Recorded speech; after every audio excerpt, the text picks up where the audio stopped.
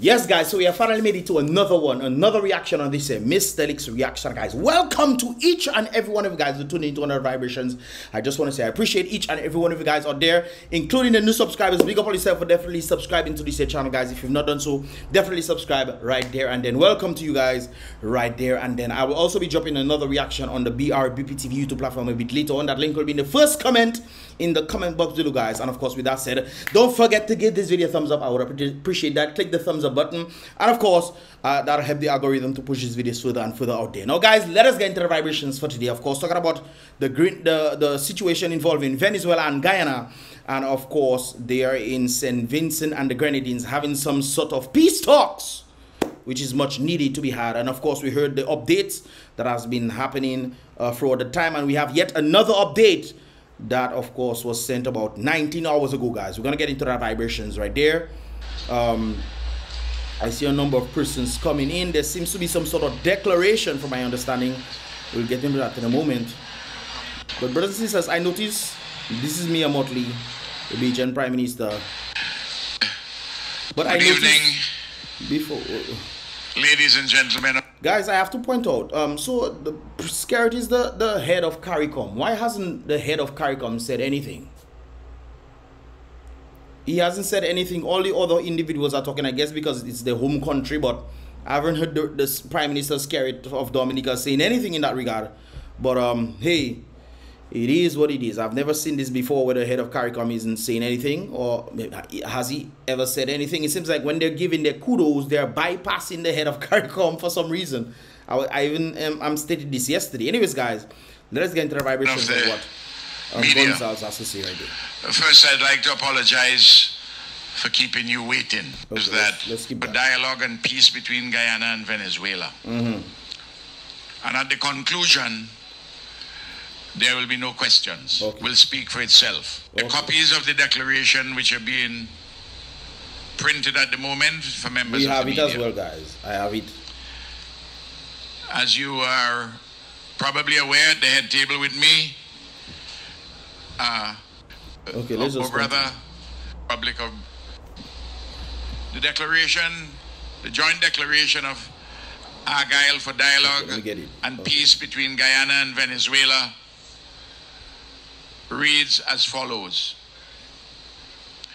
On Thursday, December the 14th, 2023, in Argyle, St. Vincent and the Grenadines, His Excellency Irfan Ali, President of the Cooperative Republic of Guyana, and His Excellency Nicolas Maduro, President of the Bolivarian Republic of Venezuela, held discussions on matters consequential to the territory in dispute between their two countries. These discussions were facilitated by the Prime Minister of St. Vincent and the Grenadines and pro tempore President of the Community of Latin American and Caribbean States, CELAC, Dr. the Honorable Ralph E. Gonzalez, and the Prime Minister of the Commonwealth of Dominica and Chairman of the Caribbean Community, CARICOM, the Honorable Roosevelt Skerrit.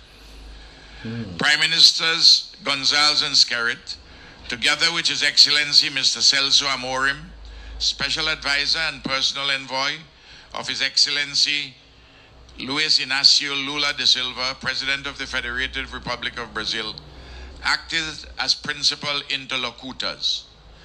Also present were the Honorable Prime Ministers of the Caribbean Community, namely the Honorable Philip Davis, Prime Minister of the Bahamas, the Honorable Mia Motley, Prime Minister of Barbados, the Honorable Dickon Mitchell, Prime Minister of Grenada, and Miroslav Jenka, Under Secretary General of the United Nations Department of Political and Peace-Building Affairs.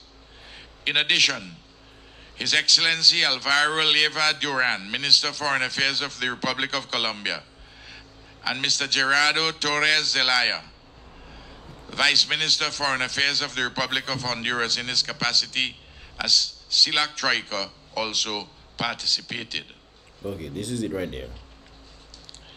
All parties attending the meeting at Argyle, St. Vincent and the Grenadines reiterated their commitment to Latin America and the Caribbean remaining a zone of peace. Guyana and Venezuela declared as follows. 1.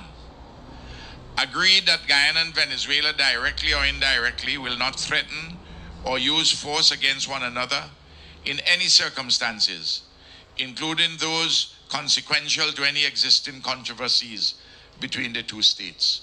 So pretty much no wars. Agreed that any controversies, no wars is gonna happen between the two states will be resolved in accordance with international law, including the Geneva Agreement dated February 17, 1966. 3. Committed to the pursuance of good neighborliness, peaceful coexistence, and the unity of Latin America and the Caribbean.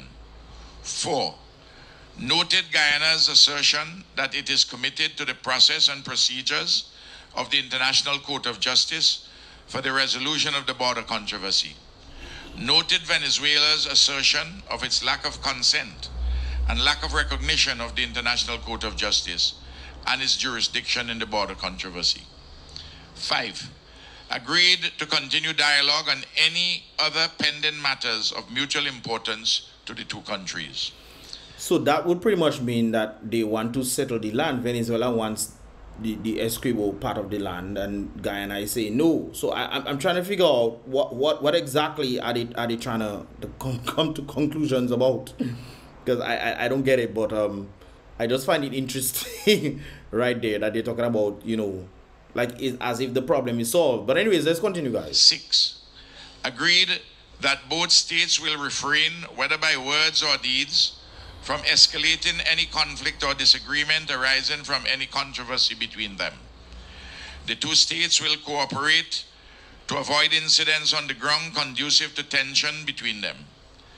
In the event of such an incident, the two states will immediately communicate with one another, the Caribbean Community, CARICOM, the Community of Latin America and the Caribbean, CELAC, and the President of Brazil to contain, reverse, and prevent its recurrence.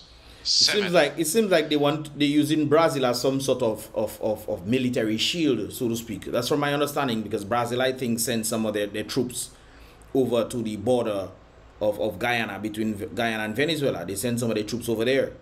And from my understanding, I think Brazil has more troops than Venezuela. So that is going to be an interesting one. But hey, if there's any sort of escalation in that regard, it doesn't seem like, you know, Venezuela will win that whole thing. But anyways, let's continue.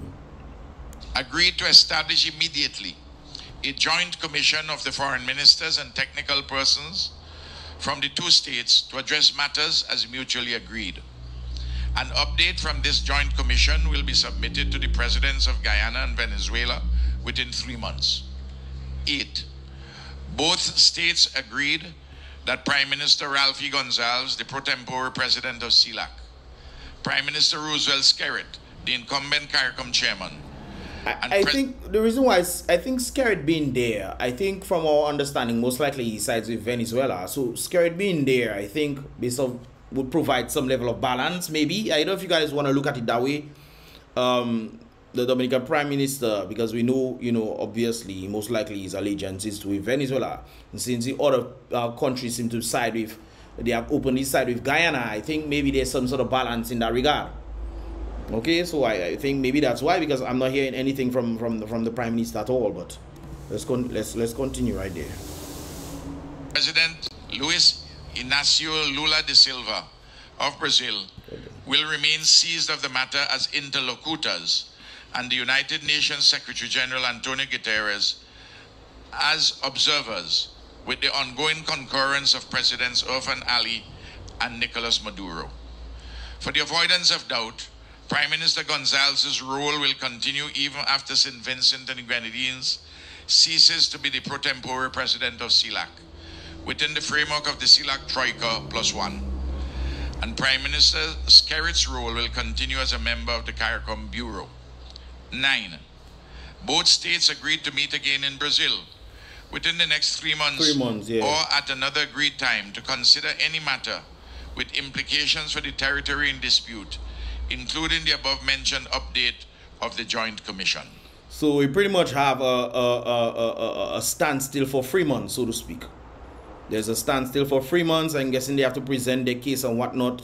I heard the Prime Minister of Guyana stating, a President of Guyana stating, you know, their positions and so forth and so forth. And I'm guessing he was making the, not guessing, but he made the statement towards the International Caribbean Court, International Caribbean Court, International Court of Justice, brothers and sisters. So he make reference to that, and then, you know, stating that they would be the ones to pretty much determine what that is. So I'm guessing maybe they have to, I guess Venezuela presented their stuff and Guyana presented their stuff, and the court has to pretty much go through this thing, giving them a time, and then saying, you know, the ruling. I'm guessing that's from my understanding right there. So that's interesting in that regard. At least the good news, guys, no wars coming soon. All right, no wars are coming soon. Anyways, let's continue. 10.